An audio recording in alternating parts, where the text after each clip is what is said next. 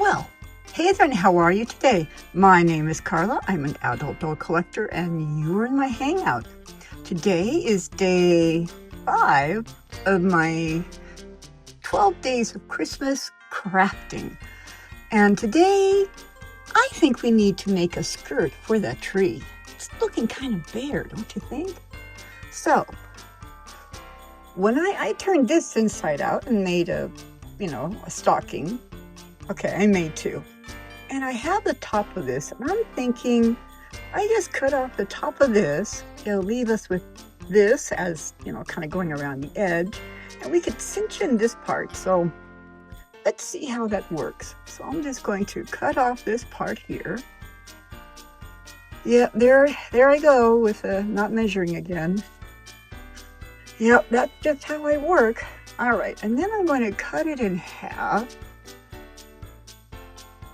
So we have this. And I'm thinking if I kind of cinch it up, it would make a tree skirt. Let me get out my needle and thread, and we'll see how this works. Okay, what you will need for this craft will be some fabric, some thread, sewing thread, and a sewing needle. That's pretty much it, I think. Now let's get started. Hi, sorry to interrupt the video, but I would just like to remind you that if you like what I'm doing and you want to see more content, it really helps if you hit the like button. And I think it's somewhere in here. And there is now a hype button. And if you could hit that, that helps tremendously. And of course, subscribing is always great too. But definitely, yeah, like and hype. That would be awesome. All right, back to the video.